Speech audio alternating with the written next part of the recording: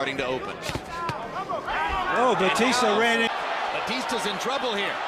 Batista's in big trouble. Taas lagi mo wala. Ha? Ha? Keep your hands On up. the rise is Edison Miranda of Colombia, and you'll be seeing him on the 19th of May. Perfect. Matapos durugin ni Rey Bumbum Bautista ang dayog Meksikanong si Marino Montiel at makuha ang bakanting WBO, Asia Pacific at WBO Intercontinental Super Bantamweight title, ay lumipad agad ang Team Bautista sa Amerika para sa isang title eliminator fight. Makakalaban niya dito ang kapwa undefeated boxer na taga-Argentina. Ito ay si Sergio Manuel Medina alias Rocky. Ang laban ay para sa WBO Super Bantamweight title eliminator na kung saan ang mananalo sa bakbakan ay siyang lalaban sa champion na si Daniel Ponce de Leon. Mayo 5, 2007 ang mismong laban. Undercard sila sa labang Mayweather kontra De La Hoya. Bit-bit ng Argentinian boxer ang malinis na kartada na 28 wins, 0 loss, 16 via knockout, habang dala-dala naman ni Rey Bautista ang record na 22 wins, 0 loss, 17 dito via knockout. 20 anyos pa lang si Bumbum dito, habang 25 na si Medina. Sa gabi ng laban, isang malinis na kartada na naman ang inaasahang mamantsahan, pero paniguradong isang bakbakan talaga ang masasaksihan sa ibabaw ng lona dahil sigurado na ayaw magpatalo nitong dalawang undefeated warrior sa laban. Limado ang Pinoy sa mata ng karamihan dahil bukod sa pang-anim na niya itong laban sa Amerika ay sinasabi din nila na mas dekalibre na ang mga nakalaban nitong si Bautista, habang ito pa lang ang unang laban ni Medina sa labas ng kanyang baluarte sa bansang Argentina.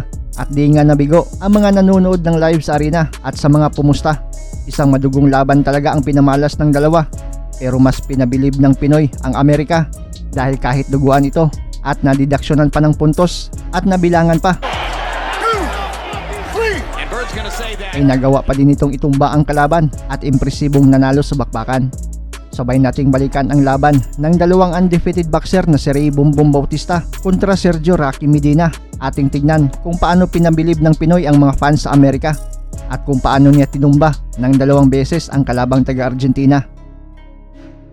Coming in with 10 knockouts in his last 12 fights, and with this... Sa unang round, mas agresibo si Bautista habang nagpapakawala ng mga mabibigat niyang mga suntok, pero di naman nagpapalogi itong si Medina. Kumakounter din ng mga solido niyang mga patama. From Medina. Score knockouts sometimes the equal to knockouts of the heavyweight. Well, and recently Tony and those guys, Boxers.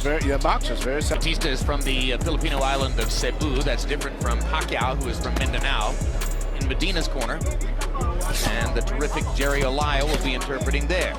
Now Batista getting a range off. Good first round, sets up some real mayhem to come in the next few rounds. Jab. Get your uppercut. Round 2 mas uminit na agad ang laban. Solidong counter agad ang binigay ng Pinoy sa kalaban. Because if Medina splits the gloves, there'll be an uppercut opportunity there. There's a terrific counter left hook by Batista. There's a right hand across the top from Medina. Comes back with 3 or 4 shots. And now this is the second warning against Batista for low blows. Palitan na sila dito ng mga kombinasyon, matira ang matibay. very strong inside when he punches.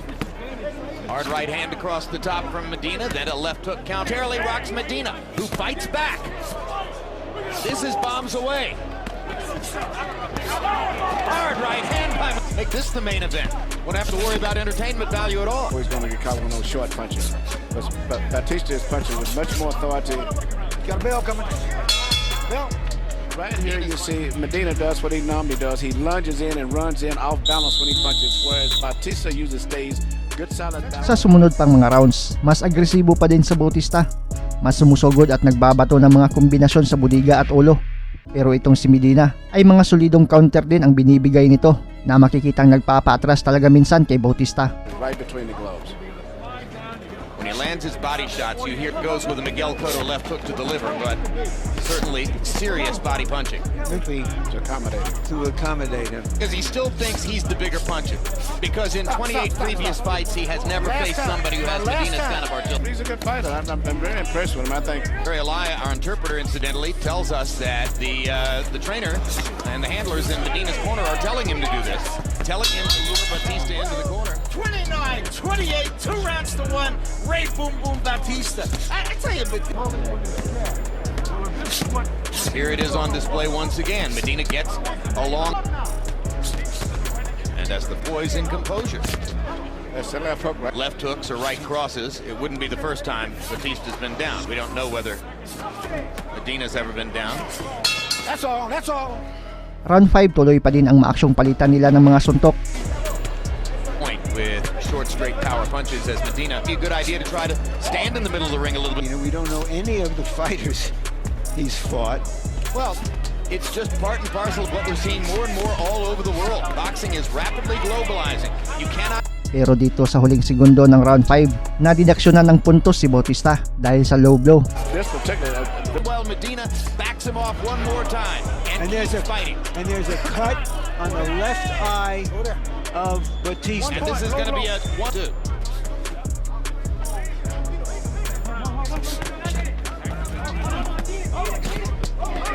Suddenly energized.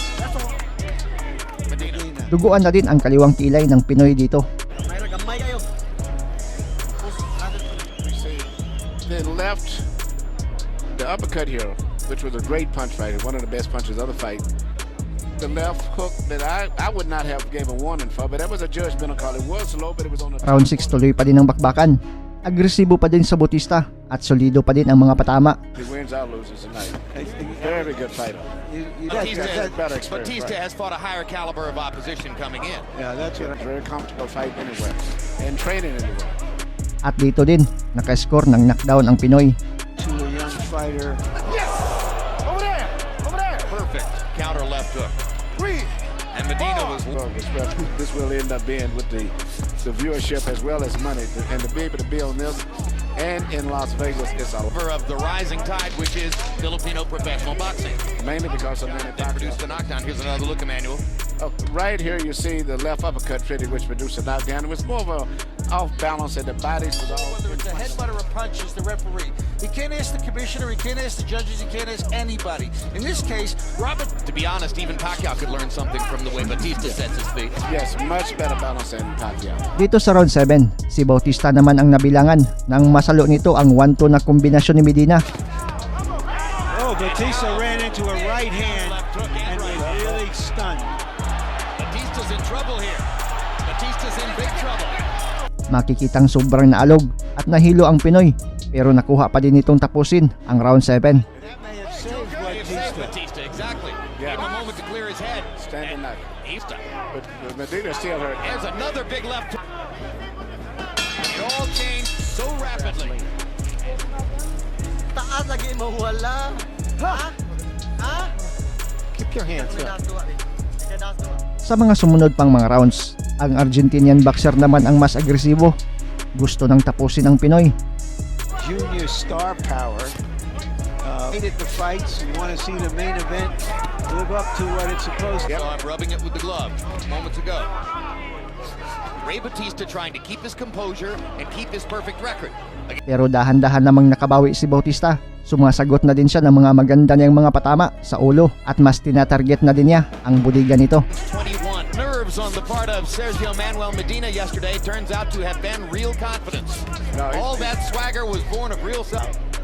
Artist, he came here as a boxer fighter, and he's showing He was from the Pampas, North. Or do I have it the other way around? Do I have it the wrong way, Larry? Hey, that's all. Whoa. CompuBox numbers through 9 rounds are extremely close. 85-83, Ray Batista. Jim, I gotta tell you, he needed that 9th round badly because that fight was getting him at that 8th round. In round 8, he got beat up. I didn't know who won the round. They've ever been seen. Good counter right hand by Batista as once again Medina. Isn't that a title that was once held by Prince Nassim Hamed? Yes, but There's no give up in either guy. Right And now, now this is the pattern of the early part of the fight where Medina... This is the way Medina looked in the 4th, 5th, and 6th round. Batista trying to...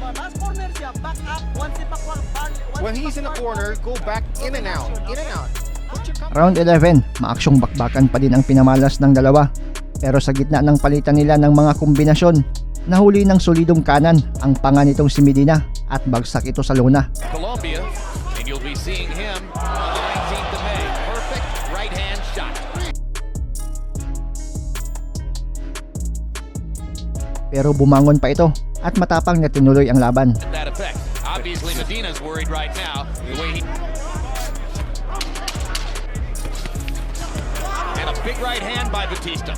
Once again, momentarily wobbles Medina. We'll find out in 3 minutes if they go the distance in the 12th.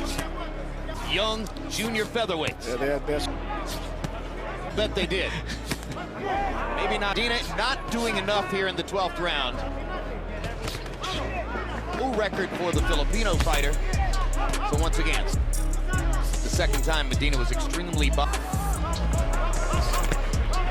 one last counter shot. Umabot sa sukdulang 12 rounds ang palitan nila ng suntok. 2 beses naka-score ng knockdown si Bautista, habang nakaisa naman si Medina. Pero may deduction din na punto si Bautista, kaya dikit lang ang laban. Pero nanaig pa din ang tibay, lakas at galing ng batang Pinoy sa laban. Panalo si Bautista dito via unanimous decision at nakuha ang pwesto na makalaban ang champion na si Daniel Ponce de Leon. Still undefeated, Ray Boom Boom Bautista. Likely winner Ray Batista, and you can see the rally down the stretch as on Letterman's. Napanatili niya ang malinis na kartada habang nalasap naman ni Medina ang unang talo sa kanyang buong profesional na karera. 3 buwan ang lumipas. Nilabanan ni Bautista ang WBO Super Bantamweight Champion na si Daniel Ponce de Leon sa Amerika. At dito nabigo siya. Nalasap niya ang pinakaunang talo sa kanyang karera via first round TKO sa kamay ng Meksikano. Hi guys, this is Mark Magnifico Magsayo. You are watching Channel Manoy.